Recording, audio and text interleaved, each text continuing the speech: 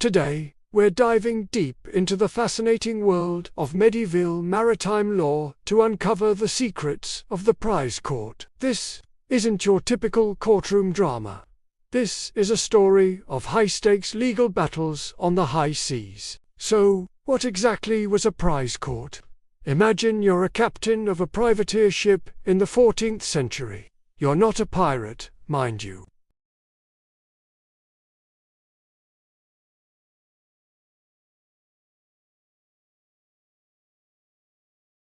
You spot a French merchant vessel loaded with wine and wool. You capture it, and now you have a prize. But you can't just sail back to port and sell everything. Oh no, that would be piracy. First, you have to bring your captured ship and its cargo before the prize court. The court's main job was to decide if your capture was legal. They'd ask questions like, was the captured ship actually from an enemy nation? Were you acting within the rules of your letter of marque? Was there a state of war when you took the ship? This was crucial. If the court ruled the prize was good and lawful, you and your crew could legally claim the spoils. But if they ruled against you, you might have to return the ship and its cargo, and maybe even pay damages. The prize court was usually part of the High Court of Admiralty, overseen by the Lord High Admiral of England. Think of him as the top naval commander and chief maritime judge, all rolled into one. The court wasn't held in a grand, stone building at first. Early on, these hearings could happen right on the docks, or in a local tavern, with the admiral or his deputy presiding. It was a practical system, designed to resolve disputes quickly so that ships and goods could get moving again. Let's look at the process. When a captured ship, the prize, was brought into an English port, the captors had to immediately report it to the local vice-admiral.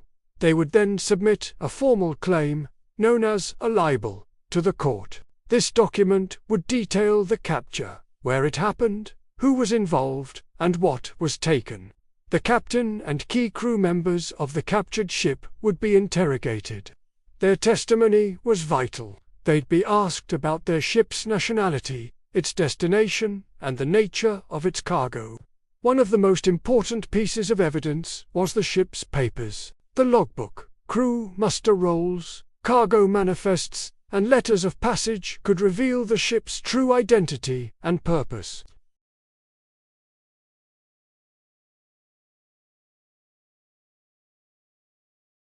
It was often seen as an admission that the ship was indeed an enemy vessel. The cases could get incredibly complicated.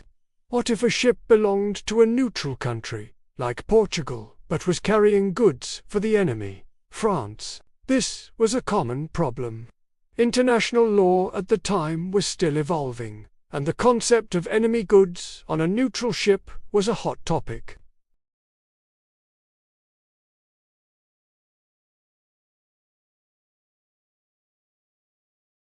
But this wasn't always respected, and English prize courts often found reasons to condemn the cargo if they could prove it was destined to aid the enemy's war effort. And who were the judges in these courts?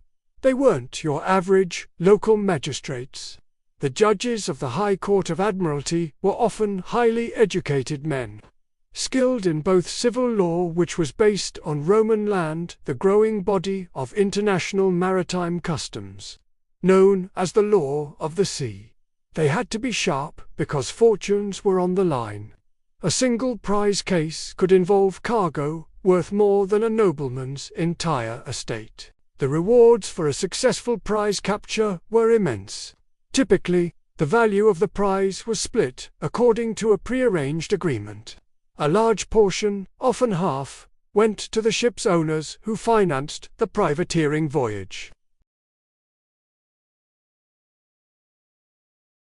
The captain would get the largest share, followed by the officers, and then the rest of the sailors. For an ordinary seaman, a successful cruise could mean earning more money in a few months than they could in years of normal work. It was a massive incentive that fueled England's privateering industry. But the system wasn't just about getting rich. It was also a vital tool of economic warfare.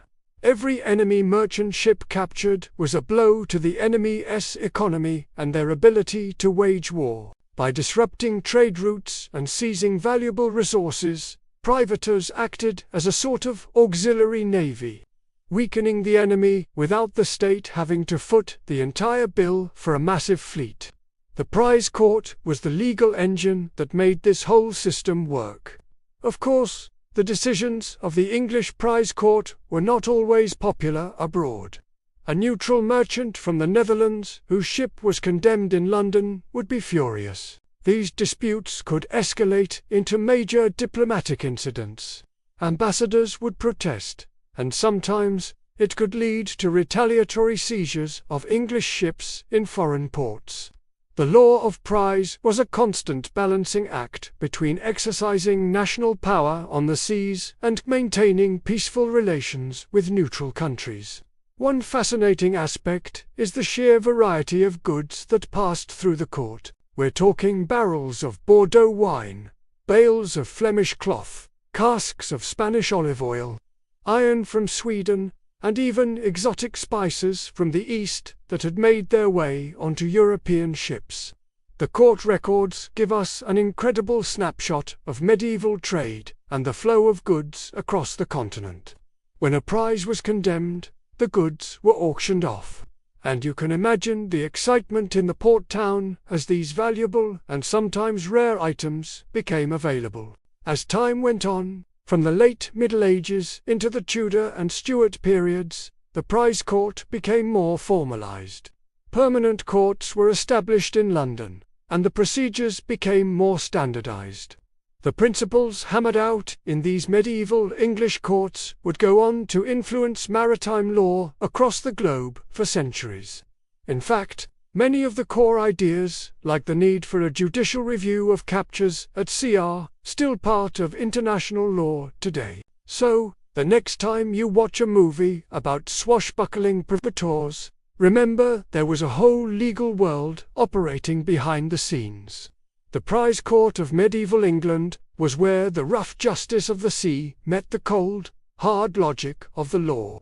It was a place of high drama, international intrigue, and life-changing fortunes, shaping not only the lives of individual sailors but the course of nations. It ensured that there was a line, however blurry at times, between a legitimate act of war and simple piracy. I hope you found the world of the prize court as fascinating as I do.